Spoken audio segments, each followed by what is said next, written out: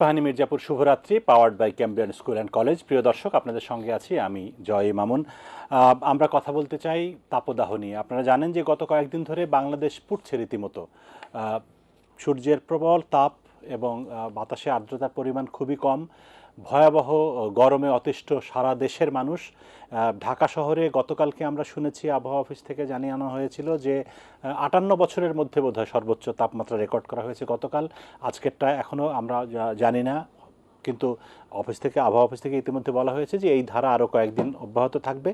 তার মানে হচ্ছে যে এটি খুবই একটা বিপদের কথা, আশঙ্কার কথা, এবং এর ফলে নানা রকম রোগবালাই দেখা দিয়েছে। এই যে নানা জায়গায় শহরে আগুন লাগছে, তার পেছনেও এর ভূমিকা থাকতে পারে।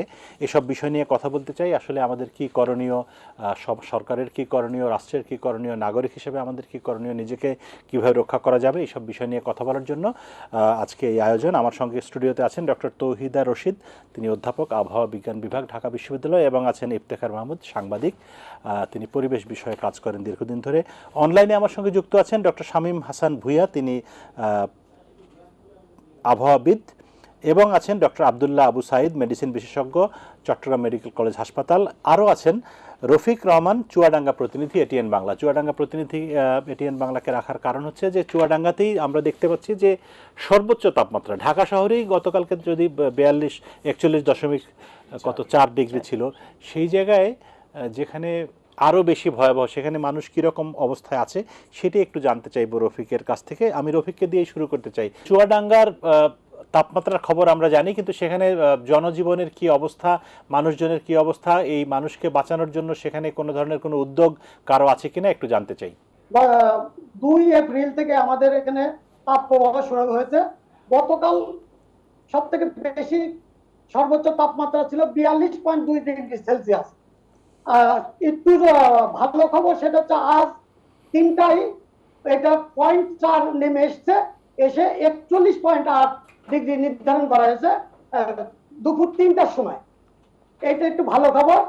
কিন্তু আমরা প্রথম থেকে মৃদু, মাঝারি, তীব্র থেকে এখনো পর্যন্ত অতি তীব্র তাপমাত্রায় চুয়াডাঙ্গার মানুষজন বসবাস করছে। চুয়াডাঙ্গাতে গরমের কারণে আপনার যেরকম ঈদ সামনে, ঈদের বেচাকেনা অনেক কমে গেছে। মানুষজন ইচ্ছা থাকার পরেও দিনের মানে বেচাকেনা দোকানে যেতে পারছে না। সন্ধ্যার পরে আপনার দোকানগুলোতে ভিড় হচ্ছে। এছাড়াও চুয়াডাঙ্গাতে আপনার গরমের কারণে জেলা প্রশাসন ইতিমধ্যে প্রতিদিনই মাইকিং করছে যে অতি প্রয়োজন ছাড়া কেউ যেন ঘরের বাইরে বের করে না হয়, এবং ঠান্ডা জাতীয় জিনিস, অতিরিক্ত পানি, আপনার স্যালাইন, এগুলো খাওয়ার জন্য বারবার আমাদেরকে বলা হচ্ছে। সবাইকে বাইরে রোদের মধ্যে না থাকার জন্য বলছে। এই ধরনের প্রচারণা চালাচ্ছে। আমাদের চুয়াডাঙ্গাতে মূলত এখন ফসল বলতে আপনার ধান আছে 39,000 হেক্টর জমিতে ধান আছে। এই ধানের জমিগুলোতে কৃষি সম্প্রসারণের পক্ষ থেকে বলা হচ্ছে অতিরিক্ত সেচ ব্যবহার করতে। কারণ আগে একবার সেচ দিলে যে পানিটা থাকতো, এখন 3বার সেচ দিতে হচ্ছে। এতটাই গরম, এতটাই শুষ্ক যে আপনার পানি দেওয়ার পরে জমিতে থাকছে না। এই কারণে আপনার বারবার সেচ দেওয়ার জন্য পরামর্শ দেওয়া হচ্ছে। আমাদের মোট চুয়াডাঙ্গাতে 94,000 হেক্টরে জমিতে চাষবাস হয়। এর মধ্যে 49 হেক্টর জমিতে ভুট্টা আবাদ হয়েছে, এবং ভুট্টা ইতিমধ্যে উঠা শুরু হয়ে যাওয়ার কারণে কিন্তু আপনার আমাদের এখানে ফসলের তেমন ক্ষতি হওয়ার সম্ভাবনা নেই। শুধুমাত্র ধান আছে, সেটা 34,000 হেক্টর জমিতে। আচ্ছা, একটা জিনিস একটু জানতে চাই রফিক, সেটি হচ্ছে যে বিদ্যুৎ পরিস্থিতির কি অবস্থা? বিদ্যুৎ সবসময় থাকে কিনা, বা লোডশেডিং আছে কিনা? বিদ্যুতের লোডশেডিং তুলনামূলক কম। এটা একটু আমাদের স্বস্তির ব্যাপার, বিদ্যুতের লোডশেডিং কম আছে। আমি এই পর্যায়ে স্টুডিওতে আসতে চাই ইফতেখার মাহমুদ, আপনার কাছে। আপনি সাংবাদিক হিসেবে মোটামুটি খবর রাখছেন। আপনার কাছে কি পরিসংখ্যান, কি তথ্য আছে যে এবারের এই পরিস্থিতিটা তৈরি হবার কি কারণ, কি ব্যাখ্যা? আচ্ছা, ধন্যবাদ আজকে আমাকে কথা বলার সুযোগ দেওয়ার জন্য। আমি আসলে একটু পেছন থেকে জিনিসটা শুরু করতে চাই। আপনি যদি গত শীতটা থেকে দেখেন, আমাদের গত ডিসেম্বর থেকে যখন আমাদের উইন্টার শুরু হলো, উইন্টারটা আমরা যদি ফেব্রুয়ারি মিডল পর্যন্ত দেখি, এই সময় আমাদের যে স্বাভাবিক যে বৃষ্টি হয়, এইবার তার 90% কম বৃষ্টি হয়েছে। মানে অলমোস্ট ওই 2 মাসে আপনার যে পরিমাণ বৃষ্টি হয় তার চেয়ে আপনার তার মাত্র 10% বৃষ্টি হয়েছে। ফলে এমনিতে ড্রাই একটা সিচুয়েশন ছিল। সেকেন্ড ধরেন আপনি যদি গত মার্চের কথা বলেন, এই মার্চে যে আপনার মার্চটা মোটামুটি আমাদের ড্রাই থাকে, বৃষ্টি একটু কম হয়, কিন্তু তারপরেও এই মার্চ জুড়ে আবার স্বাভাবিকের চেয়ে বৃষ্টি বেশি হয়েছে, প্রায় 20 থেকে 30%। আর এপ্রিল যখন শুরু হলো আমরা দেখলাম যে কমপ্লিটলি ড্রাই। ফলে আমরা যদি গত ডিসেম্বর থেকে এই এপ্রিল পর্যন্ত দেখি, এই পুরো সময়টা জুড়ে আবহাওয়ার একটা এক্সট্রিম অ্যাবনর্মাল অ্যাটিটিউড আমরা দেখতে পাচ্ছি, যেটা এপ্রিলে এসে আমি বলবো যে এটা একটা মানে ভয়াবহ আকার ধারণ করেছে। এবং এই ভয়াবহ সময়টা এটা 1962, 1963 এবং 1960, এই 3টা সময়ে বাংলাদেশের মেট্রোলজিক্যাল ডিপার্টমেন্ট থেকে আমরা যে ডেটা পেয়েছি, ওই সময় শীত, গ্রীষ্ম, বর্ষা, এই 3টা সিজনই আপনার এরকম অ্যাবনর্মাল বিহেভিয়ার করেছে। ফলে এটাকে অনেকে জলবায়ু পরিবর্তনের সাথে মেলাচ্ছেন, কিন্তু অনেক সময় হয় যে কোনো একটা বছর হঠাৎ করে আবহাওয়া খুব এক্সট্রিম অ্যাটিটিউড করে, তো সেইটাও একটা কারণ হইতে পারে। কিন্তু সবচেয়ে বড় যে বিষয়টা, যে আমরা এইবার যে আপনার এপ্রিলে যে আমরা যে গরমটা পাচ্ছি, এটা কিন্তু শুধুমাত্র বাংলাদেশে না, পুরো সাউথ এশিয়া থেকে যে আমরা স্যাটেলাইট পিকচারটা পেয়েছি, এখানকার বেশিরভাগ জায়গার টেম্পারেচার কিন্তু 38-এর উপরে, এবং 38 থেকে 46 পর্যন্ত। আপনি যদি ভারতের হায়দ্রাবাদ বা চেন্নাইতে যান, এখানে 46-47 পর্যন্ত তাপমাত্রা উঠছে, অলমোস্ট ওইখানে একটা দাবানলের মতো একটা সিচুয়েশন। সো ওই তুলনায় আমাদের এখানে একটু কম। কিন্তু আরেকটা জিনিস মাথায় রাখার ব্যাপার আছে যে আমাদের এখানকার হোল ইকোসিস্টেম এবং মানুষের যে ইমিউন সিস্টেম, এটা কিন্তু আসলে 38 থেকে 40 হাইয়েস্ট একটু সামারে আমরা নিতে পারি, কিন্তু এর চেয়ে বেশি হলে আমরা এটার এফোর্ড করতে পারি না। ফলে এই টেম্পারেচারটা আমাদের জন্য একটা অসহনীয় একটা পরিস্থিতি তৈরি করছে। 2 নাম্বার হচ্ছে যে এই সিজনেও আমাদের এখানে বাতাস সাধারণত দক্ষিণ মানে বঙ্গোপসাগর থেকে গিয়ে এটা পশ্চিমে গিয়ে যায়, এবং ওইটার সঙ্গে প্রচুর পরিমাণে ময়েশ্চারাইজার গিয়ে এটা বাতাসের একটা আপনার আর্দ্রতার পরিমাণটা 72 থেকে 82% থাকে এপ্রিলে যদি আমরা অ্যাভারেজ আর্দ্রতা দেখি। কিন্তু এই বছর এটা অলমোস্ট গড়ে আপনার 30%-30%-এ চলে আসছে। তার মানে স্বাভাবিকের চেয়ে এটা প্রায় 50% কম। হ্যাঁ, মানে অর্ধেকের 1/3। সো এইটার কারণে যেটা হচ্ছে যে এই সময়ে এবং উল্টো দিক থেকে আপনার একটা শুষ্ক বায়ু আমাদের উত্তরাঞ্চল দিয়ে প্রবেশ করছিল গত এপ্রিলের একদম ফার্স্ট উইক থেকে। ফলে এই সময়ে যে একসঙ্গে টানা তাপ এবং এটার ফলে শরীর থেকে, প্রকৃতি থেকে আপনার বাতাস, জলীয় বাষ্পগুলো উবে যাচ্ছে, এবং বাতাসের মাধ্যমে যে আমাদের নিঃশ্বাসের মাধ্যমে শরীরে যে আমরা জলীয় বাষ্পগুলো আমাদের শরীরে প্রবেশ করে, যেটা যে শরীরটাকে একটু লাইভ রাখে, সেটা হচ্ছে না। ফলে যেটা হচ্ছে যে আমরা শীতকালে যেরকম দেখি শরীর ড্রাই হয়ে যাওয়া, ঠোঁট ফেটে যাওয়া, অনেক সময় মুখের মধ্যে দেখবেন যে অনেকের স্পট পড়ছে, এটা বেসিক্যালি চামড়া ফেটে যাওয়ার মতো একটা অবস্থা। ফলে এই ড্রাইটা আমাদের শরীরে একটা ইফেক্ট করতেছে, এবং এটা একটা তীব্র জনভোগান্তি তৈরি করছে, রোগ বালাই তৈরি করছে, জীবাণু, অনেক ধরনের জীবাণু ব্রিডিং স্পেস তৈরি করছে টেম্পারেচারটা। ফলে ওভারঅল এটা মানুষের উপর ইফেক্ট করছে। সেকেন্ড যে ইফেক্টটা আমরা দেখতে পাচ্ছি যে এই সময় আমাদের মাঠে বোরো ধান অলমোস্ট পাকা স্টেজে আছে, হাওড়েরটা অলমোস্ট পেকে গেছে, 40 লাখ টন এখানে আছে, অন্যান্য জায়গায় পাকার পথে। এই সময়টাতে এই টেম্পারেচারটা ইনিশিয়াল স্টেজে একটা প্রবলেম তৈরি করে, সেটা হচ্ছে আপনার ব্লাস্ট রোগটা তৈরি করে, যেটা পাতা পোড়া বলে আর কি। পাতা পুড়ে গিয়ে ফসল নষ্ট হয়। 2 নাম্বার হচ্ছে যে তাপমাত্রা যদি কোথাও টানা আপনার 20 দিন থেকে 1 মাস, যেটা খুবই আসলে আমি একটা খুবই ওয়ার্স প্রেডিকশন করতেছি, টেম্পারেচার যদি 40-এর মধ্যে থাকে, তাহলে ওইটার পর যদি কোনো সাইক্লোন আসে, সাইক্লোনটা চলে যাওয়ার পরপর পৃথিবীর বিভিন্ন দেশে পঙ্গপালের আক্রমণ হয়, যেটা আপনার ইন্ডিয়াতে আমরা 2020 সালে দেখেছি, যেটা আপনার অলমোস্ট মধ্যপ্রদেশ পর্যন্ত পঙ্গপালের দল কিন্তু চলে এসেছিল, পাকিস্তানেও অ্যাটাক হয়েছিল। ফলে এইটা তখন যদি মাঠে যদি ফসল থাকে, তখন ওরা সব খেয়ে সাবার করে ফেলে। ফলে ওভারঅল আমি মনে করি যে এই সময়ের যে আমাদের এপ্রিলে আমরা যে অসহনীয় গরমটা শুধুমাত্র নাগরিক দৃষ্টিভঙ্গি থেকে দেখছি, এইটার বাইরে যদি আমরা পেছন থেকে দেখি, আমরা গত ডিসেম্বর থেকে দেখব যে একটা আবহাওয়া এবং আমাদের গ্রাউন্ড ওয়াটার প্রচুর পরিমাণে তোলা হয়েছে ফসলে চাষ দেওয়ার জন্য, বিকজ প্রকৃতিতে বৃষ্টি কম ছিল। এবং সামনের যে সময়টা, এই সময়টাতে আমরা হয়তো আরো অনেক ভয়ঙ্কর পরিস্থিতি দেখতে পারি। ফলে ওভারঅল আমাদেরকে এই গরমের সঙ্গে খাপ খাইয়ে চলার একটা বিষয় থাকবে। একই সঙ্গে সামনে আরো যদি কোনো আরো খারাপ সিচুয়েশন আসে, তাহলে সেটার জন্য আমাদের আসলে প্রস্তুতি নেওয়ার একটা ব্যাপার আছে। জি। আবার হাওরের ফ্ল্যাশ ফ্লাডের কথাটা না হয় আমরা পরে সেটা আলোচনা করব। সেটা প্রস্তুতি এবং সামনের দিকটা হয়তো পরে আলোচনা করব। আমরা এই পর্যায়ে আবার একটু আবহাওয়াবিদ আমাদের সঙ্গে আছেন ডক্টর শামীম হাসান ভূঁইয়া, তার কাছ থেকে শুনতে চাই যে আপনাদের প্রেডিকশন কি বলে, এটা কেন হচ্ছে, কি মানে প্রেডিকশন বলতে সামনের দিকে কি হবে এবং কেন হচ্ছে, আপনারা কি মনে করছেন? এই সময়টাকে আমরা প্রি মনসুন বা প্রাক বর্ষা মৌসুম বলে থাকি। এই সময়টা ট্রানজিশন পিরিয়ড, অর্থাৎ আমাদের যে নর্থ ইস্ট মনসুন বা আমাদের শীতকালে যে নর্থ ইস্ট থেকে বাতাস আসে সেটা আস্তে আস্তে ঘুরতে থাকে, এবং যে সাউথ ওয়েস্ট মনসুন যেটা বর্ষাকাল সেট হওয়ার আগের যে পরিস্থিতি, সেই পরিস্থিতিটা হচ্ছে প্রি মনসুন পিরিয়ড।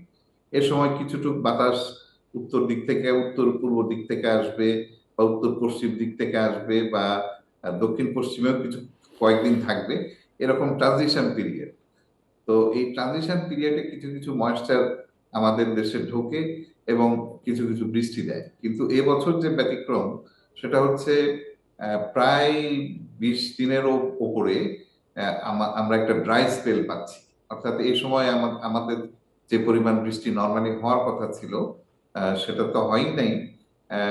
মাঝখানে কোনো ক্লাউড কাভারেজও ছিল না, কারণ ক্লাউড কাভারেজ থাকলে সেখানে বৃষ্টিপাত না হলেও কিছুটা ঠান্ডা থাকে অন্তত, কারণ সূর্যের আলো সরাসরি ভূপৃষ্ঠে আসতে পারে না। তো এবছর কিছু ব্যতিক্রম দেখা যাচ্ছে, এবং আপনারা জানেন যে এটা এল নিনো ফেজের দিকে যাচ্ছে। কাজেই এই সময় আপনার সাগর প্রয়োজনের তুলনায় কিছু উত্তপ্ত থাকবে, এবং কিছু পরিমাণ ময়েশ্চার ঢুকছে, যেটা আপনার আগামী 22 তারিখের দিকে কিছুটা বৃষ্টি দিতে পারে, এবং এটা সিলেট অঞ্চলে মূলত হবে। সিলেট থেকে আর দক্ষিণাঞ্চলে আস্তে আস্তে কমে আসবে, তবে মূলত সিলেট অঞ্চলেই আমরা এই বৃষ্টিটা পাবো।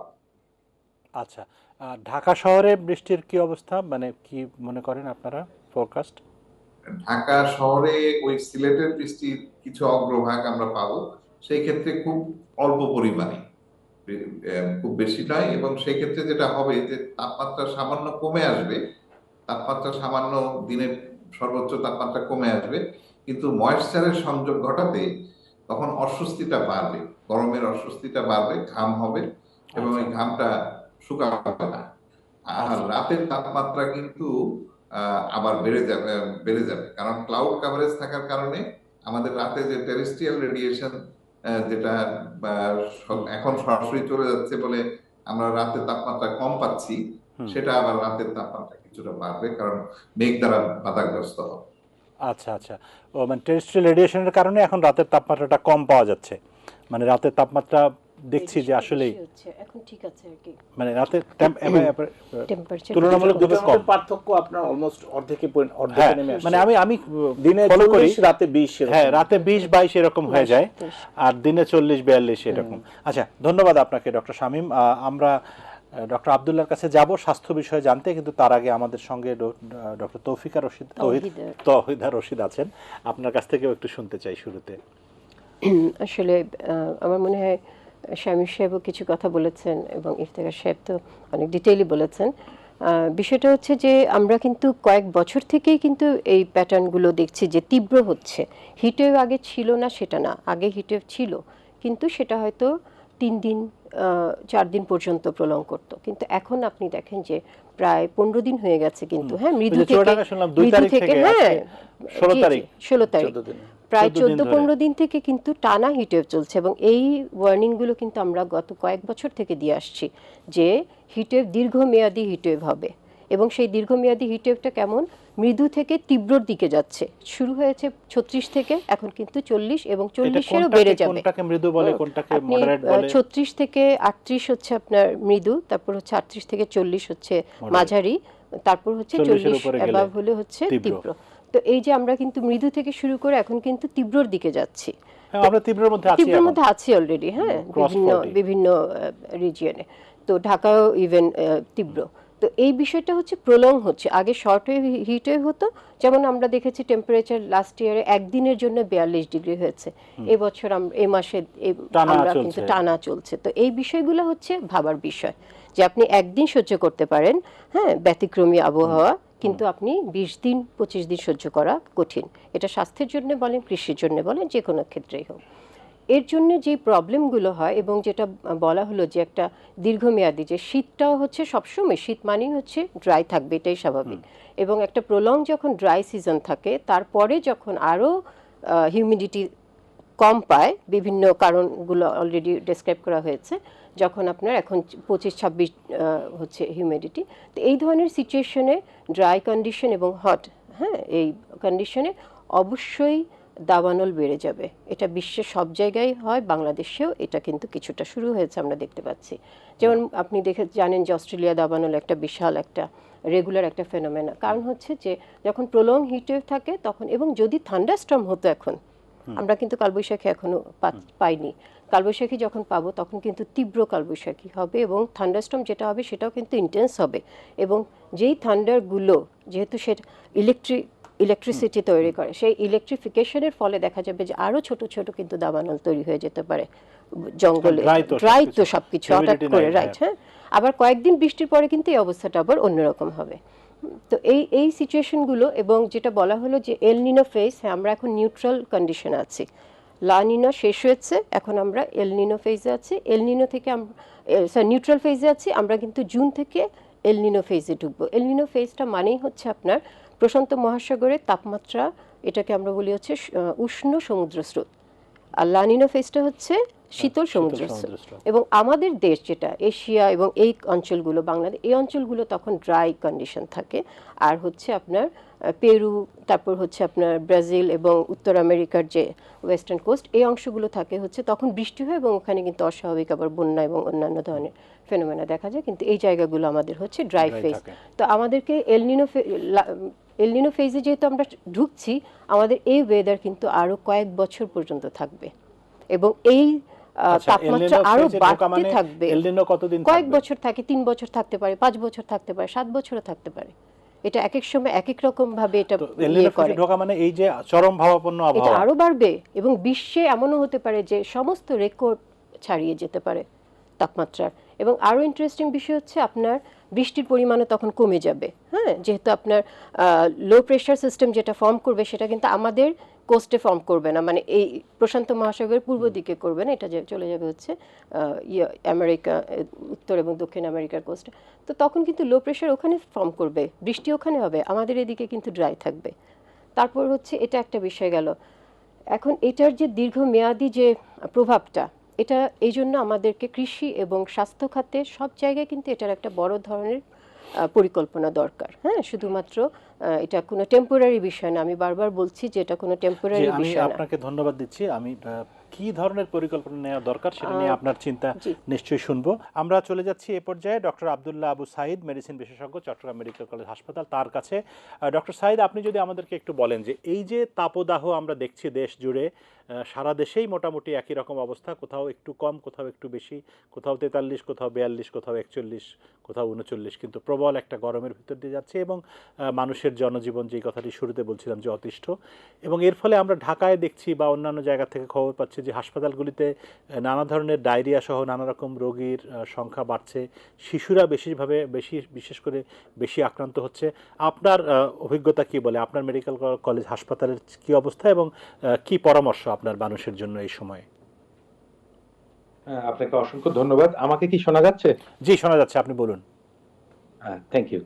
আসলে এই গরমে এই যে আমাদের জন্য সবচেয়ে বড় যে ব্যাপারটা হলো যে এখন যে গরম, সেই গরমটা আবার হচ্ছে আমাদের রমজান সময়। রমজানে আমাদের এমনি ফাস্টিং পিরিয়ডে অলমোস্ট 14 ঘন্টা মতন আমাদের না খাওয়া একটা পিরিয়ড। এরই মধ্যে এই পরিমাণ তীব্র তাপদাহে আসলে টেম্পারেচার জনিত কারণে আমাদের এমনি কি বেশ কিছু রোগ এই সময় দানা বাঁধে, শুধুমাত্র টেম্পারেচার বৃদ্ধির কারণে। যে আমাদের যে কিছু, বিশেষ করে শিশুদের যে কথা বললেন, শিশুদের যে কমন যে ডিজিজ গুলা ছিল, একেবারে measles, mum's, conjunctivitis, chicken pox, এগুলো সব বেড়ে যায় এই অতিরিক্ত গরমের কারণে। এছাড়াও আপনার যে শ্বাসতন্ত্রের যে প্রদাহগুলা, অতিরিক্ত গরম ঠান্ডা ঘাম বসে আমাদের অ্যাজমা রোগীগুলা, শ্বাসকষ্টের রোগীগুলা, নিউমোনিয়া এগুলো অনেক বেড়ে যায়। এছাড়াও পানিবাহিত যে রোগ, বিশেষ করে ডায়রিয়া এবং ফুড পয়জনিং এবং পানিবাহিত যে আদার রোগ, সকল রোগী কিন্তু এই গরমের মধ্যে অনেক বেশি বৃদ্ধি পায়। এবং আমাদের হাসপাতালে দেখা যাচ্ছে যে এছাড়া এনিম্যাল বাইট, আমরা যেগুলা বলি র্যাবিস, এনিম্যাল বাইট গরমের মধ্যে কুকুরের কামড় বেড়ে যায়। আমাদের চামড়ার রোগ, স্কিনের অনেকগুলো ডিজিজ, সানবার্ন থেকে শুরু করে স্কিনের অ্যালার্জি এবং স্কিনের অনেক র্যাশ, এগুলা অনেক বৃদ্ধি পায়।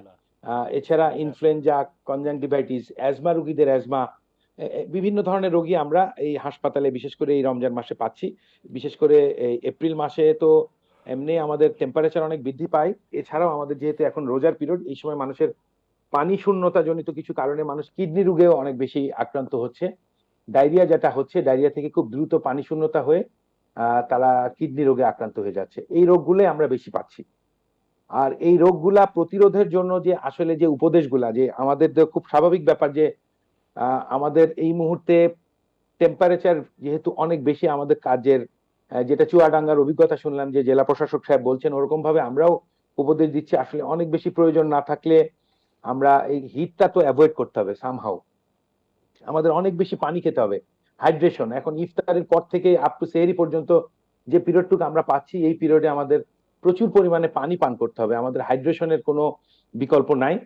আমাদেরকে যেভাবে হোক এই তাপমাত্রা থেকে, এক্সপোজার থেকে একটু নিজেদেরকে সরিয়ে রাখতে হবে। আমাদের হাইজিনের ব্যাপারে মারাত্মক রকম মেনটেন করতে হবে, কারণ ফুড পয়জনিং, অতিরিক্ত গরমের কারণে খাবার দাবার কিন্তু যে কোনো সময়ই টেম্পারেচারের তারতম্যের কারণে খাবার দাবার পচে যেতে পারে। এর জন্য ফ্রেশ খাবার দাবার খেতে হবে, পচা বাসি খাবার খাওয়া যাবে না, যে কারণে পেটের পীড়াটা খুব দ্রুত আক্রান্ত হওয়ার সম্ভাবনা থাকে।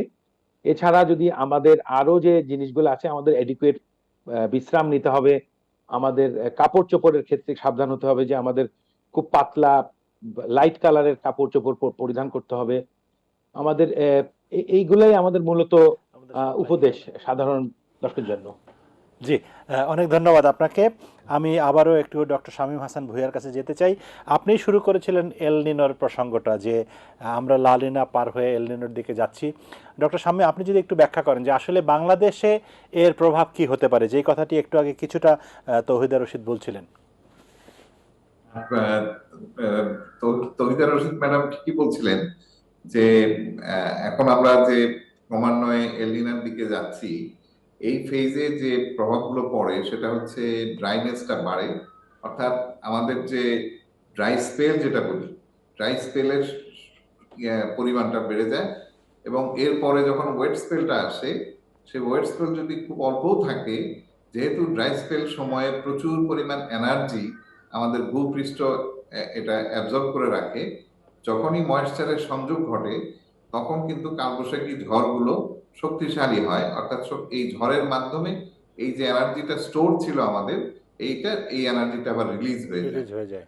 তো এই বছর সেরকম হওয়ার সম্ভাবনা আছে যে যদি পর্যাপ্ত জলীয় বাষ্প আমরা পাই, তাহলে কিন্তু কালবৈশাখী ঝড়ের তীব্রতা বেশি হবে এবং বজ্রপাতের সংখ্যাও কিন্তু বাড়বে। এর সাথে কি টর্নেডোর কোনো সম্পর্ক আছে? অবশ্যই আছে।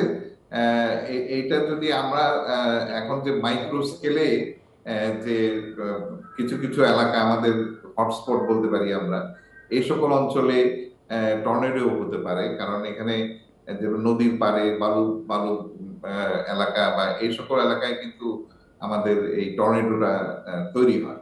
হওয়ার পরে কিছু দূর গিয়ে আবার এটা দুর্বল হয়ে যায়, কিন্তু শক্তি কিন্তু কালবৈশাখী ঝড়ের চেয়েও অনেক বেশি এবং যতটুকু জায়গায় তারা আক্রমণ করে সেটা একদম মানে কেয়ামত করে দিয়ে যায় না। কিন্তু একটা জিনিস আমি একটু জানতে চাই আপনাদের কাছে, যে এই পরিস্থিতিটা কেন তৈরি হচ্ছে সেটার কোনো ব্যাখ্যা আপনাদের কাছে আছে কিনা সায়েন্টিফিক?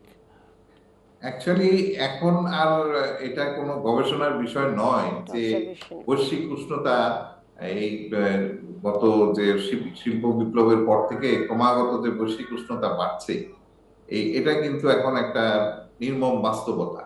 এবং বিজ্ঞানীরা অনেকদিন যাবতই তারা বলছিলেন যে এটা ভবিষ্যতে এক্সট্রিম যে ওয়েদার ইভেন্ট গুলো আছে সেটার ইন্টেন্সিটি এবং ফ্রিকোয়েন্সি দুটাই বাড়বে। কারণ আমাদের কিন্তু এই তাপ হচ্ছে এই মানে এনার্জি সাপ্লাই দেয় আমাদের ইয়েতে। এটা যদি এক্সট্রিম হয়ে যায় তাহলে এই যে থার্মোডাইনামিক্স এর রুল অনুযায়ী যে এই তাপমাত্রার কারণে যে সকল এক্সট্রিম ইভেন্ট আছে তার সংখ্যা এবং তীব্রতা ক্রমান্বয়ে বৃদ্ধি পাবে। জি, অনেক ধন্যবাদ আপনাকে। আবারও ইফতেখার আপনার কাছে আসছি। আপনি যখন বলা শুরু করেছিলেন যে কৃষি এবং অন্যান্য প্রসঙ্গে যে এর কি প্রভাব দীর্ঘমেয়াদী। প্রথমত হচ্ছে যে আপা এবং শামীম ভাই দুজনই দুইটা পয়েন্ট উল্লেখ, মানে একটা পয়েন্ট উল্লেখ করলেন হচ্ছে এল নিনো এবং লা নিনোর প্রভাব। তো রিসেন্টলি এখন আমরা এল নিনো এর আগে যে ফেজটা ছিল ওইটার প্রভাবে কিন্তু আপনার মনে থাকবে 2020, 21, 22 লা নিনা ছিল এর আগে। লা নিনা, হ্যাঁ হ্যাঁ। তো এই সময়টাতে কিন্তু ওয়েট মানে বৃষ্টি বেশি হয়েছে এবং আমাদের টানা কিন্তু বৃষ্টিপাত এবং বন্যা রেকর্ড ব্রেক করেছে। তো তার মানে সামনে আমরা একটা খরার সময় দিকে যাচ্ছি। সো আমাদের বিজ্ঞানীরা প্রায় 100-র উপরে ধানের জাত উদ্ভাবন করেছেন এবং অন্যান্য ফসলও জাত উদ্ভাবন করেছেন, কিন্তু আমাদের সমস্ত ফোকাস অনেক বেশি ধানের উপরে। তো যে কারণে ধরেন আমরা এই যে সামনে যে একটা খারাপ পরিস্থিতি আসতে পারে, এটা বিজ্ঞানীরা বিভিন্ন সময় প্রেডিক্ট করেছেন, সেইটার উপযোগী ফসলের জাত কি কি আমাদের আছে, আদৌ আছে কিনা, এটা দ্রুত একটা স্টক টেকিং করা দরকার এবং এটার একটা পরামর্শ করা দরকার যে সামনে 3টা বছর আমরা যে ড্রাই স্পেলটা যাব, এই 3 বছর ড্রাই স্পেলে আমাদের আসলে কি কি ফসল আমাদের করতে হবে। যেমন আপনি চুয়াডাঙ্গার ভাই বললেন যে ভুট্টা যেহেতু একটা খরা সহিষ্ণু ফসল, ফলে ভুট্টাটা সার্ভাইভ করে যাচ্ছে কিন্তু ধানটা সার্ভাইভ করতেছে না। সো আমাদের যে ভুট্টা, আমরা যে টোটাল আমাদের দেশে বাংলাদেশে ভুট্টা যদি আপনি চাহিদা বলেন, আমাদের ভুট্টা চাহিদা প্রায় 50 থেকে 55 লাখ টন। এর মধ্যে 25 লাখ টন আমরা উৎপাদন করি, 25 লাখ টন কিন্তু আমাদের আমদানি করতে হয় আমাদের যে টোটাল পোল্ট্রি ইন্ডাস্ট্রি ভুট্টার উপরে। ফলে আমাদের যদি কৃষি ক্ষেত্রে যদি এই পরিস্থিতির সঙ্গে খাপ খাওয়ানোর কথা বলেন, তাহলে আমাদের ভুট্টা প্রোডাকশনে যেতে হবে 1। 2 নাম্বার, ধানে আমাদের দ্রুত খরা সহিষ্ণু ধানের জাতের দিকে যেতে হবে, যেটা আমরা এতদিন শুধুমাত্র জলবায়ু পরিবর্তন বললেই আমরা শুধুমাত্র বুঝতাম যে উপকূল লবণাক্ততা, ফলে ধানের জাতের উদ্ভাবনে আমরা বিআর 47, বিনা 8, 11 এগুলোর দিকে আমরা মনোযোগ দিয়েছি। কিন্তু খরা যে একটা বড় ইস্যু, আপনারা জানেন যে জলবায়ু পরিবর্তন মোকাবেলায় যেরকম একটা বৈশ্বিক ট্রিটি আছে, খরা যেটা ডেজার্টিফিকেশন নিয়ে কিন্তু একটা গ্লোবাল ট্রিটি আছে এবং বাংলাদেশ এটাতে সিগনেটারি। ফলে ওই খরার জন্য আমাদের শুধুমাত্র জলবায়ু পরিবর্তনের ইস্যু না, খরা একটা ন্যাচারাল প্রসেসের মধ্যে দিয়ে অনেক সময় খরা হতে পারে। ফলে ওই খরার উপযোগী কৃষি ব্যবস্থা গড়ে তোলা, স্বাস্থ্য ব্যবস্থা গড়ে তোলা, এই দুইটা গুরুত্বপূর্ণ ইস্যু। একই সঙ্গে আমি একটা জিনিস একটু বলতে চাই যে আমাদের যে শহর ঢাকা, এই ঢাকার আপনি যদি বলেন যে ঢাকার almost 50% area before 1950 almost wetland and forest area ছিল। আপনি যদি তেজগাঁর পর থেকে মিরপুর হয়ে উত্তরা পর্যন্ত একদম টাঙ্গাইল পর্যন্ত, মধুপুর গড় পর্যন্ত একটা বনভূমি ছিল এবং মাঝখানে 6টা নদী ছিল, 100টার উপরে লেক, খাল ছিল, 8টার মতো লেক ছিল। তো সবগুলো শেষ। ফলে আমাদের এই শহরের অলমোস্ট এখন এই যে আমাদের বাংলাদেশ প্ল্যানার্স ইনস্টিটিউট হিসেবে আমাদের ঢাকা শহরের অলমোস্ট 3% এরিয়া ওয়েটল্যান্ড, 5% এরিয়া হচ্ছে আপনার আমাদের যে গ্রিন স্পেস আছে। ফলে এই যে আপনার ন্যাচারাল একটা কুলিং সিস্টেম যেটা ছিল ফরেস্ট এবং ওয়েটল্যান্ডের কারণে, যেখানে এই রকম হাই টেম্পারেচার হলে সঙ্গে সঙ্গে কিন্তু ইভাপোরেশনের মধ্য দিয়ে আপনার এক ধরনের মেঘ তৈরি হতো এবং টেম্পারেচারটাকে সে একটু নিউট্রাল করতো। প্লাস এই যে শহরের অধিবাসীরা তারা তাদের ঘর বাড়ি এগুলোর মধ্যে কিন্তু এখন যে টেম্পারেচারটা সে ভোগ করে তার চেয়ে অনেক কম টেম্পারেচার তাকে ভোগ করতে হতো। ইভেন আপনি যদি এখনো টেম্পারেচার দেখেন, আপনি ফার্মগেট, মতিঝিল, কারণ বাজার, মহাখালীর যদি আপনি টেম্পারেচার নেন, আপনি দেখবেন আকু ওয়েদারে ওইখানে দেখাচ্ছে 46, কিন্তু নেচারে যেটা আবহাওয়া অধিদপ্তর ওরা যখন এটা মাপতেছে তখন এটা আসতেছে 39 to 40। তো তার মানে এক শহরের মধ্যে 2 ধরনের তাপমাত্রা আমরা এখনই দেখছি। ফলে এই শহরটা তার মানে ধরেন এই যে আমি 40 যেটা পাচ্ছি, এইটা কিন্তু আসলে ইন রিয়েল সেন্স এটাকে আমি 36-এ নিয়ে আসতে পারতাম যদি আমাদের এখানে প্রপার যেটা এতদিন ছিল। ইভেন আমি একদম বলি যে মিন্টো রোডের পাশে, রমনা পার্কের পাশে দিয়ে যখন হেঁটে যাই তখন কিন্তু যত গরম হোক একটু আরাম লাগে, একদম ঠান্ডা লাগে। হ্যাঁ, কারণ ও তো জলীয় বাষ্প ছাড়তেছে গাছপালাগুলো। ফলে এই যে টোটাল শহরটাকে সে ন্যাচারালি কুলিং করে দিত। আমাদের শহরটা কিন্তু খুব ইন্টারেস্টিং, যেটাকে শুধুমাত্র খামাখা লোকে একটা রোমান্টিক জায়গা থেকে প্রাচ্যের ভ্যানিস বলতো না, এটা কিন্তু কিছু প্রতিবেশগত ব্যাপারও ছিল এবং এই শহর খাল ছিল, নদী ছিল, গাছপালা ছিল। ফলে এইটা ধ্বংস হওয়াটার কারণে এই যে শহরে যে একটা হিউজ হিট, এবং এইটা দেখেন আমরা ঢাকা শহরে প্রায় কত 23 লাখ 40 লাখ হচ্ছে বাড়ি আসছে, এটার মধ্যে কমপক্ষে 70-80 লাখ, প্রায় 1 কোটির মতো আমাদের এসি আছে। এখন এই এসি গুলো কিন্তু আপনার একই সঙ্গে ঘরটাকে ঠান্ডা করতেছে, একই সঙ্গে বাইরেরটাকে কিন্তু গরম করতেছে, এবং বাইরের টেম্পারেচার যত বেশি গরম করতেছে আপনি ঘরের টেম্পারেচারে এসির পাওয়ার তো আপনাকে বাড়াতে হচ্ছে। ফলে অ্যাজ এ হলে এটা একটা চক্রের মধ্যে আমরা পড়ে গেছি। ফলে এটা যদি আপনি মানে পার্সন টু পার্সন একটা সলিউশন আছে। আপনি হালকা কাপড়ের ড্রেস পরতে পারেন, আপনি ঘরের মধ্যে আপনি বেশি করে পানি খেতে পারেন, এগুলো। কিন্তু ওভারঅল যদি সিটিটা ঠিক না করা যায়, আমাদের চট্টগ্রাম, খুলনা, ঢাকা এই সমস্ত বড় বড় শহরগুলো যদি ঠিক করা না যায়, এখানে যদি এখনো যতটুকু ফাঁকা জায়গা আছে, ইভেন আমাদের ধরেন যে কারাগার যেটা আমরা এখন কারানিগঞ্জে চলে গেছে, জায়গাটা এখনো ফাঁকা পড়ে আছে, ওইটাকে একটা হেরিটেজ ঘোষণা করে এটাকে একটা পার্ক করে দেওয়া কিন্তু সম্ভব। আমাদের এখানে নাজিমউদ্দিন রোডের যে পুরানো ঢাকায় যে ওইটা একটা হিউজ এলাকা, সো এরকম কিছু একদম আমরা মনে করি যে ঢাকা নিশ্চয়ই আবাসিক কোনো প্রকল্প হবে, কোনো ডেভেলপার কোম্পানি, মানে ওইটা যদি হয় তাহলে এই যে এখন আমরা 40 ক্রস করতেছি, তো 44 হলে তো আসলে শহরের দাবানল হবে একদম, আপা যেটা বললেন। কারণ এখন যেটা হইতেছে, আপনি মাঝখানে আমি নিজে একটা রিপোর্ট করলাম যে ঢাকা শহরের টোটাল যে আপনার গ্যাসের যে লাইন, এই লাইনের মধ্যে লক্ষ লক্ষ আপনার ফল্ট আছে, ফুটো আছে, এবং এগুলো দিয়ে গ্যাস বেরোচ্ছে। এবং ঢাকা শহরের উপরে মিথেন গ্যাসের যে স্তর, এটা পৃথিবীতে সেকেন্ড হাইয়েস্ট, পাকিস্তানের পেশোয়ারের পরেই ঢাকা। এবং এই মিথেন গ্যাসটা কোত্থেকে তৈরি হচ্ছে? এতদিন সবাই বলতো যে এটা তৈরি হচ্ছে যে ময়লা থেকে, ধান থেকে, এখন এটা পাওয়া গেছে রিসেন্টলি এটা হচ্ছে গ্যাসের লিক থেকে। এখন যে ঢাকা শহর, নিউ মার্কেট বলেন, বঙ্গবাজার বলেন, বিভিন্ন যে আগুন লাগতেছে, তো এই মিথেন গ্যাস, এই টেম্পারেচার, তারপরে এগুলো ড্রাইনেস, এই সব মিলে ট্রিগার করতেছে। এবং সেই ট্রিগার করার কারণে এই যে এখন যেটা ঘটতেছে, এটা তো একদমই আমি বলবো যে এটা আরবান দাবানল। এবং এই দাবানলটা যদি এইভাবে যদি এটা চলতে থাকে, তাহলে তো ধরেন আমরা যেরকম বন পূর্তি দেখি, আমরা কিছুদিন পর দেখবো যে আমি তখন একটা রিজন খুঁজে পাবো না তো যে আসলে এই যে একটা বাড়ি থেকে আরেকটা বাড়িতে কিভাবে আগুন ছড়ায় পড়তেছে, একটা মার্কেট থেকে আরেকটা মার্কেটে কিভাবে আগুন ছড়ায় পড়তেছে। কারণ আমার চারপাশে তো আমরা একটা গ্যাস বমের মতো বানায়া আমরা ভাবতেছি এই শহরটা হচ্ছে আমাদের, আমরা নানা ধরনের রোমান্টিক গানও করতেছি যে আমার প্রাণের শহর আমার ঢাকা, কিন্তু এটা তো আসলে প্রাণ নিয়ে যাচ্ছে এরকম শহর ঢাকা আমরা তৈরি করে ফেলতেছি। ফলে একই সঙ্গে আমাদের এই শহরটাও কিন্তু ঠিক করতে হবে যদি আমরা প্রকৃতির এই ধরনের বৈরিতি থেকে নিজেদেরকে রক্ষা করতে চাই। কারণ প্রকৃতির উপরে দোষ চাপানো অনেক ইজি, এবং এটা এক ধরনের মানে নন অ্যাকশনকে প্রমোট করে, কিন্তু আমার অ্যাকশনকে প্রমোট করে হচ্ছে যদি আসলে আমার যে কাজের যে মাঝখানে যে সমস্যাগুলো আছে সেগুলো যদি আমি ঠিক করি। ধন্যবাদ।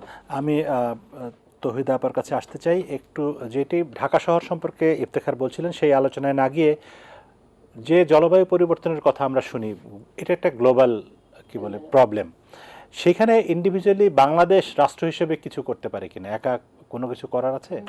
আসলে একা যেটা করা সম্ভব সেটা হচ্ছে সচেতনতা। কারণ হচ্ছে যে এটা একটা গ্লোবাল ফেনোমেনা, এবং একটা ওয়ান ওয়ার্ল্ড বলা হয়, তাই না, যে one village one world. So অ্যাটমসফিয়ারে তো কোনো বাউন্ডারি নাই।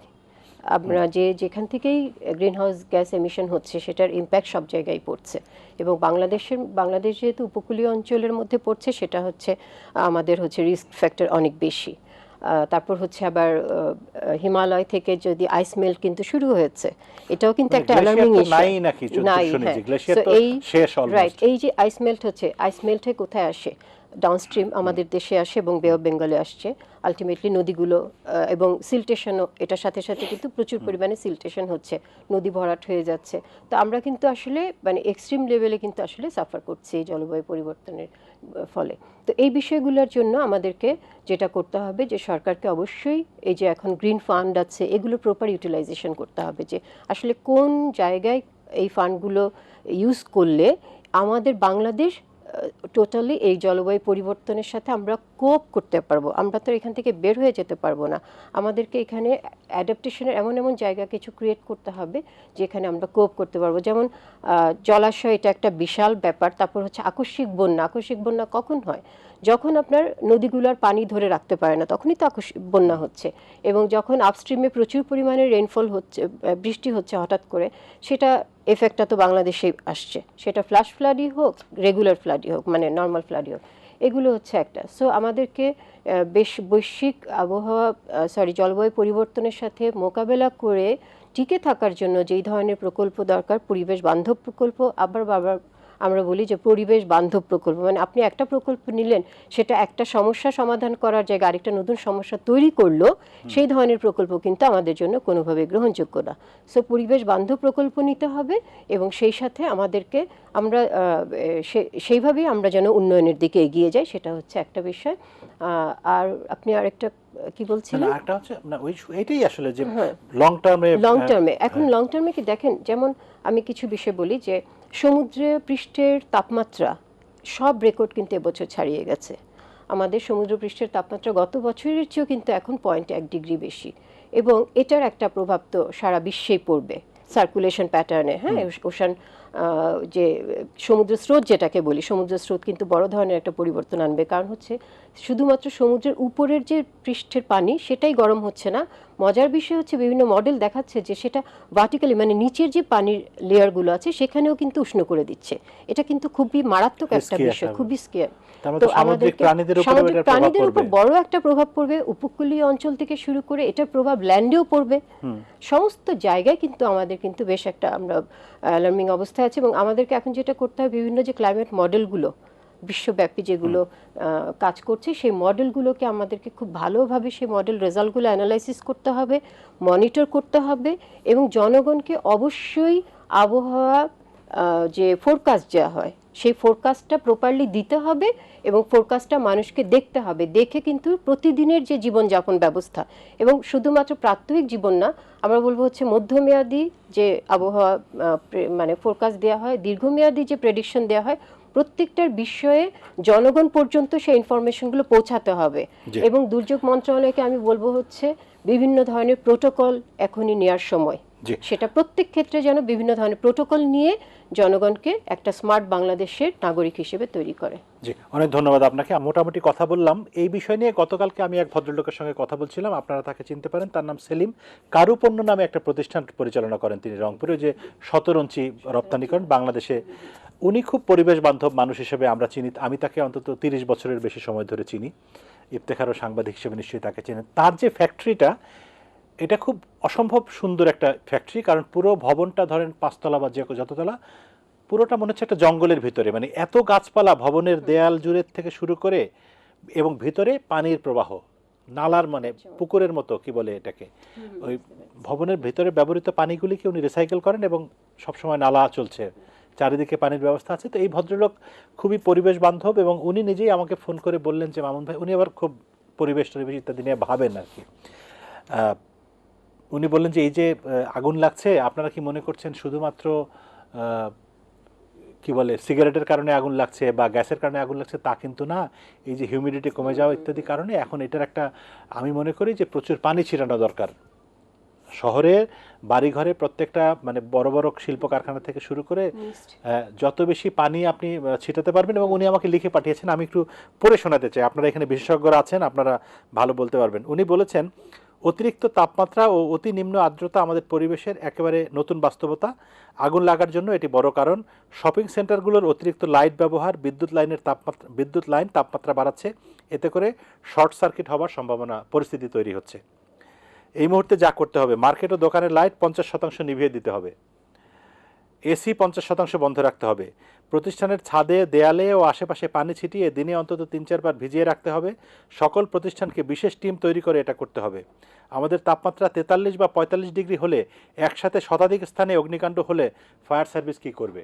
যেটা আমি বললাম, আমি জাস্ট, আমার খুবই পছন্দ হয়েছে সেলিম ভাইয়ের কথাটা, আমি তাকে ধন্যবাদও জানাচ্ছি। আমরা একটু এই প্রসঙ্গে নিয়ে কথা বলতে চাই, আমাদের শেষ 5-7 মিনিট বোধহয় আছে। আমি শুরু করতে চাই ডক্টর শামীম হাসান, আপনাকে দিয়ে যদি কিছু বলেন এই প্রসঙ্গে।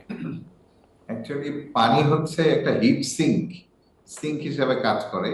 অর্থাৎ এই পানির কণাগুলো যখন জলীয় বাষ্প হিসেবে, যখন এই তাপমাত্রার মাধ্যমে জলীয় বাষ্প হিসেবে উড়ে যায়, তখন উড়ে যাওয়ার সময় সে তার এনভায়রনমেন্ট থেকে প্রচুর হিট এনার্জি সে অ্যাবজর্ব করে নিয়ে যায়। অর্থাৎ পানি যদি ছিটানো যায় তাহলে এই পরিবেশটা ঠান্ডা রাখা সম্ভব। আরেকটা বিষয় হচ্ছে, ইদানিং যে আমাদের যে মেগা সিটিগুলো, এই সিটিগুলো প্রচুর কংক্রিট, প্রচুর কালো পিচের রাস্তা, এগুলো থাকাতে ব্ল্যাক রেডিয়েশন বলি আমরা যেটা, এটার হিট অ্যাবজর্পশন ক্যাপাসিটি অনেক বেড়ে যায়, এবং এখন এগুলো হচ্ছে আরবান হিট আইল্যান্ড হিসেবে আমরা চিহ্নিত করি। আরবান হিট আইল্যান্ডে শুধুমাত্র আমার এখানকার তাপমাত্রাই নয়, সারফেসের তাপমাত্রায় নয়, এর সাথে অ্যাডজাসেন্ট যে অ্যাটমসফেরিক লেয়ার রয়েছে, এই অ্যাডজাসেন্ট অ্যাটমসফেরিক লেয়ারও কিন্তু পার্শ্ববর্তী লেয়ারের চেয়ে অনেক বেশি মানে হিটেড বা তাপমাত্রা অনেক বেশি।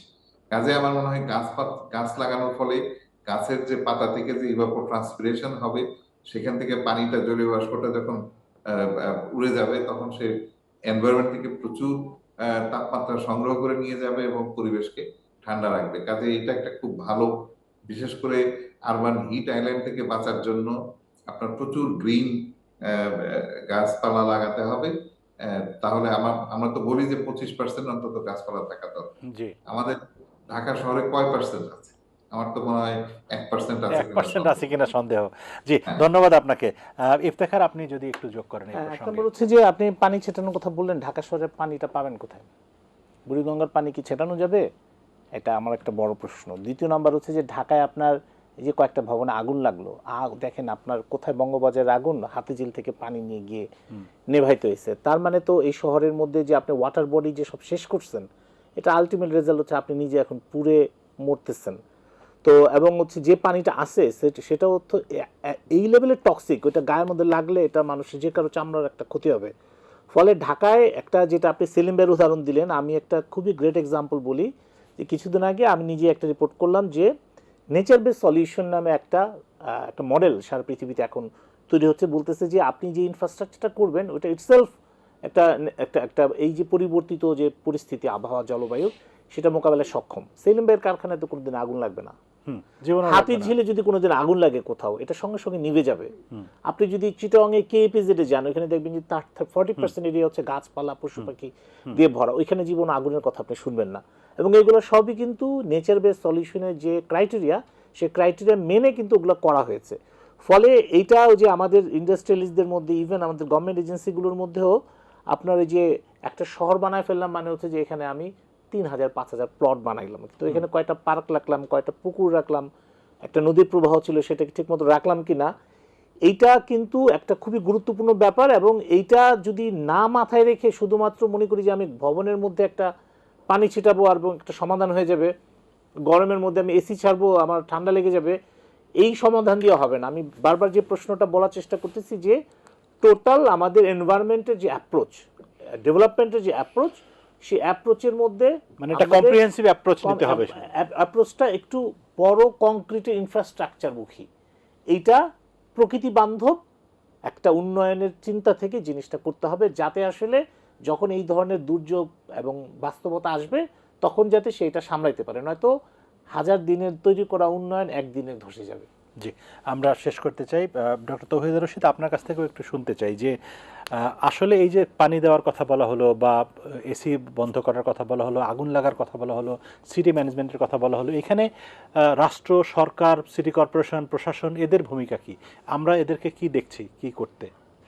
আসলে প্রত্যেকটা ম্যানেজমেন্টই হচ্ছে কিছু অর্গানাইজেশনের কোঅর্ডিনেশনের মাধ্যমে চলতে হয়। যদি এখন সিটি কর্পোরেশন আলাদা নিজের মতো একটা ম্যানেজমেন্ট সিস্টেম করলো, কারোর সাথে কোঅর্ডিনেট না করলো, বা ওয়াসা তার মতো করলো, ডেস্কো তার মতো করলো, এটা হবে না। প্রত্যেকটা অর্গানাইজেশনের মধ্যে কোঅর্ডিনেশন লাগবে, সবাই মিলে তারপর হচ্ছে একটা পরিবেশ বান্ধব, সরকারেরই তো সব প্রতিষ্ঠান বা জনগণ সবই তো, এই সবার মধ্যে যে কোঅর্ডিনেশন না হলে আসলে এটা সম্ভব না। এবং সাধারণ মানুষ, আমাদের পপুলেশন এত বেড়ে গেছে, এত পপুলেশনের একটা দেশ আসলে, সেটা আপনি যে কোনোভাবেই চিন্তা করেন না কেন, সেটা কিন্তু আসলে সামাল দেওয়া খুব কঠিন একটা অবস্থা হয়েছে। এবং কত জেনারেশন পর্যন্ত, কয় বছর পর্যন্ত সামনে আসলে আমরা এই একই পপুলেশন বৃদ্ধি পেতে থাকবে তা কিন্তু আমরা জানি না। এবং পপুলেশন মানে মানুষ নিজেই কিন্তু একটা মানে বড় ধরনের সমস্যা, মোটামুটি অতিরিক্ত 2050 পর্যন্ত বোধহয় আমরা জানি যে এই পপুলেশন বাড়বে। রাইট। হ্যাঁ, তো এই যদি অবস্থা হয় তাহলে আপনি দেখেন যে এত পপুলেশনকে আপনি কোথায় জায়গা দেবেন? আপনি যে এই যে মার্কেটগুলো হচ্ছে, আপনি দেখলেন যে একটা লিগ্যাল মার্কেটের মধ্যে আরো 20টা ইলিগাল দোকান। আপনি সেটার জন্য ইউটিলিটি যে ফ্যাসিলিটিটা সরকার আপনাকে দিয়েছে সেটা কি আরও ভাগ হয়ে যাচ্ছে না 20টার মধ্যে? তাহলে ওভার ইউজ হচ্ছে, রাইট? এই যে আপনার প্রত্যেকটা জিনিসের যে মাত্রাতিরিক্ত ব্যবহার, মানে আপনি যে যতটুকু ইলেকট্রিক সাপ্লাই আপনি নিচ্ছেন লিগালি, তার 20 গুণ আপনি ইলিগালি ইউজ করছেন, সেটার একটা প্রভাব নিশ্চয়ই সেটাতে পড়বে। তো আমি বলবো যে প্রত্যেকটা জিনিসের মধ্যে খুব ভালো কিছু কোঅর্ডিনেশন লাগবে, এটা হচ্ছে একটা বিষয়।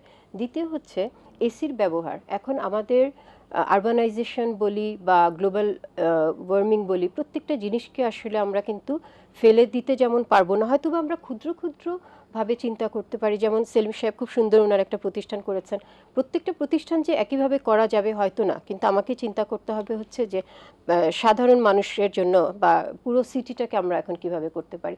জলাশয় এবং গাছের কোনো বিকল্প নাই, এটা হচ্ছে প্রধান কথা। আপনি যেখানে কংক্রিট, ঢাকা শহরকে আমরা আরও 20 বছর আগে থেকেই বলছি এটা হচ্ছে কংক্রিট জঙ্গল। আপনাকে যেটা আমাদেরকে যেটা করতে হবে, কারণ হচ্ছে একটা হিট আইল্যান্ড এবং নন হিট আইল্যান্ড, মানে গ্রাম এবং শহর শেষ করতে হবে আপনাকে, এবং জি। অথবা ফরেস্ট এবং নন ফরেস্ট এরিয়ার মধ্যে কিন্তু 1 থেকে 2-3 ডিগ্রি টেম্পারেচার কিন্তু ডিফারেন্স Vary করে, থাকে। হ্যাঁ। তার মানে হচ্ছে আপনি অবশ্যই গাছ লাগাতে হবে, প্রচুর জলাশয় ক্রিয়েট করতে হবে, এটা একটা। আপনি ছোট্ট একটা এক্সাম্পল দেখেন যে বিশ্ববিদ্যালয় থেকে পুকুর থেকে, শহীদুল্লাহ হলের পুকুর থেকে পানি নিয়ে কিন্তু বঙ্গবাজারকে পানি নির্বারণ করতে হয়েছে। তার মানে হচ্ছে কি, যেগুলো প্রাচীন প্রতিষ্ঠান সেগুলোতেই এখনো পুকুর আছে। আপনার ঢাকা কলেজের পানি নিয়ে নিউ মার্কেট কে আগুনে নিভাতে হয়েছে, তার মানে সেখানে প্রাচীন একটা প্রতিষ্ঠান সেখানে আছে। আপনি নতুন স্কুল কলেজগুলো দেখেন, সেখানে কিন্তু পাবেন না। তার মানে হচ্ছে এখন ঢাকা শহরে একটা, যেটা আগে ছিল হলো যে দীর্ঘমেয়াদী পরিকল্পনা নিয়ে মাস্টার প্ল্যান করা হতো, এখন হচ্ছে স্বল্প মেয়াদী পরিকল্পনা নিয়ে মাস্টার প্ল্যান করা হয়। এগুলো থেকে আমাদের অনেক বেরিয়ে ধন্যবাদ। আসতে আমরা হবে। শেষ করতে চাই ডক্টর আব্দুল্লাহ আবু সাইদ আপনাকে দিয়ে। এই আপনি যে কথাগুলো বলছিলেন যে সমস্যা রোগীরা আসছে কি কি সমস্যা নিয়ে রমজান এবং বিশেষ করে এই গরমের কারণে, এখন যদি আপনি একটু অনুষ্ঠানের শেষে যদি বলেন যে সাধারণভাবে এই হিটওয়েভ থেকে বাঁচার জন্য মানুষকে কি করতে হবে, কি ধরনের খাবার খেতে হবে, কি ধরনের পোশাক পরতে হবে, শারীরিক সমস্যা দেখা দিলে প্রাথমিক চিকিৎসার জন্য কি করতে হবে, সকলের তো আর সকলের মেডিকেল কলেজ হাসপাতালের অ্যাক্সেস নেই, সেই সব ক্ষেত্রে একটু সচেতনতামূলক কথা দিয়ে শেষ করতে চাই আজকের অনুষ্ঠান। অসংখ্য ধন্যবাদ এবং ভাই, আমাদেরকে আসলে এখন এই গরমের সাথে তো আমাদেরকে কোপ আপ করতে হবে। আসলে তা আমরা তো চাইলে এই ওয়েদারের সাথে আমাদের সাধারণ জনগণের তো কোনো হাত নাই। তো এখন এই গরমে এবং প্লাস রমজান, আমাদের প্রচুর পরিমাণ পানি পান করতে হবে। পানি মানে আমাদের বিশুদ্ধ পানি পান করতে হবে, তার কোনো বিকল্প নেই। আমাদেরকে ফ্রুটস খেতে হবে। ফ্রুটস এর মধ্যে বিশেষ করে এখন খুব অ্যাভেলেবল তরমুজ। তরমুজ খুব স্বাস্থ্যকর খাবার। আমরা তরমুজের শরবত, আমি মনে করি সাধারণ জনগণ থেকে শুরু করে সকলেই এটা নিতে পারে। আমাদের পাতলা জামা কাপড় ব্যবহার করতে হবে। আমাদের যে খুব দ্রুত, বিশেষ করে শিশু স্বাস্থ্য, যেমন বাচ্চারা খুব বেশি মাত্রায়, যে বাচ্চাদের যে ভাইরাস জনিত যে ডিজিজ গুলা ছিল, চোখ উঠা থেকে শুরু করে মেজেলস, মাম্পস, এগুলা যেহেতু বেড়েছে এবং খুব দ্রুততার সাথে তারা যেন ডাক্তারের পরামর্শ নেয়। জ্বর আসলে প্যারাসিটামল ট্যাবলেট খাবে। তারপরে আমাদের খুব এডিকুয়েট যে বিশ্রামটা, সেই বিশ্রামটা যেন আমাদের হয়, এবং আমাদের অতিরিক্ত ফিজিক্যাল কিন্তু কিছু অ্যাক্টিভিটি মানুষকে তো যেগুলো এর আমাদের মধ্যেও জি ভাই, আমি বলতে চাচ্ছি কিছু মানুষকে তো এই পরিস্থিতিতেও বাইরে কাজ করতে হচ্ছে, যারা রিক্সা চালাচ্ছে, যারা দিনমজুরের কাজ করছে। এই যে আমার অফিসের সামনে আমি দেখতে পাচ্ছি প্রতিদিন অসংখ্য মানুষ এই যে ট্রাকে করে মাল লোড আনলোড করছে, তাদের জন্য কি করণীয়? তাদের জন্য প্রথম এবং প্রধান যে জিনিসটা, তারা যেন মানে ব্যাপক পরিমাণ পানি পান করে, এবং তারা যে জায়গায় সূর্য থেকে বাঁচা যায় অতটুক, মানে সূর্যের তাপমাত্রা থেকে একটানা এক্সপোজার থেকে যেন তারা কিছুক্ষণ পর পর তারা যেন একটু বিশ্রাম নেওয়ার সুযোগ বের করে নেয়।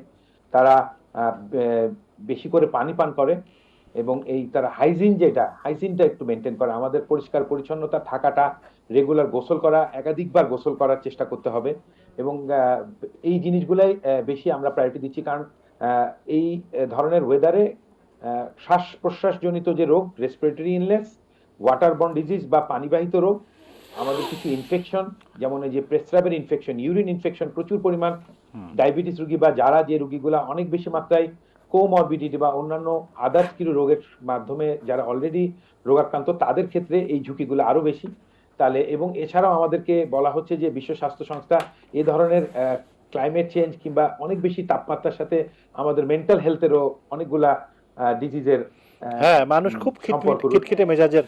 12টা থেকে 3টা জি, পর্যন্ত জি। টেম্পারেচার ম্যাক্সিমাম থাকে এই সময়টা অবশ্যই রিক্সা পুলারদেরকে বাইরে টেম্পারেচার যেতে দিবেন না। প্লাস হচ্ছে ফাস্টিং, এটা খুবই দুটো alarming মিলিয়ে একটা অবস্থা। এবং অনেকেরই হাইপোগ্লাইসিমিক জি একটা অনেক অবস্থা ধন্যবাদ। থাকে, আমরা বিশেষ শেষ করে করতে রমজান যাচ্ছি মাসে। অনেক জি, ধন্যবাদ ডক্টর ধন্যবাদ, ডক্টর আপনাকে ডক্টর অসংখ্য আব্দুল সাইদ। ধন্যবাদ। 1 মিনিট কি যেন বলতে, 1 মিনিট না 10 সেকেন্ড। আমি একটা কথা বারবারই আমি অনেকদিন থেকে বলছি, সেটা হচ্ছে যে প্লিজ এই হিটওয়েভ টাইমে যখনই হোক না কেন, আজকে হোক বা আগামী দিনের হিটওয়েভে হোক, দুপুর 12টা থেকে 3টা পর্যন্ত যে কোনো ধরনের বাইরের কাজ, যেমন রিক্সা পুলিং যারা করছে, রিক্সা চালক, তারপর হচ্ছে দিনমজুর, তাদেরকে আপনারা কোনোভাবে সরকার যেন এটাকে নিষিদ্ধ করে যে এই সময়টা বাইরে কাজ করা যাবে না। সেটার জন্য সরকারকে যদি কোনো প্রণোদনাও দিতে হয় সেটার দিকে একটু খেয়াল রাখতে হবে, এবং আমরা যেন জনগণও, সাধারণ মানুষ যেন তাদেরকে এই বিষয়টাতে সাহায্য অনেক করি। ধন্যবাদ ডক্টর তৌহিদ রশিদ, ইফতেখার মাহমুদ, ডক্টর শামীম হাসান ভূঁইয়া এবং ডক্টর আব্দুল্লাহ আবু সাইদ। আপনাদের সবাইকে ধন্যবাদ, এবং প্রিয় দর্শক আপনারা যারা এতক্ষণ আমাদের সঙ্গে ছিলেন আপনাদেরকে ধন্যবাদ জানিয়ে বিদায় নিচ্ছি। এবং বিদায় নেবার আগে আপনারা আবারও বলছি, আপনারা সুস্থ থাকুন, নিরাপদে থাকুন, নিরাপদ পানি পান করুন, এবং অতিরিক্ত গরম থেকে, রোদ থেকে নিজেকে রক্ষা করে চলুন। আপনাদের শিশুদেরকে যত্নে রাখুন। সবার জন্য শুভকামনা রেখে আজকের মতো বিদায়। দেখা হবে আবারও আগামীকাল। শুভরাত্রি।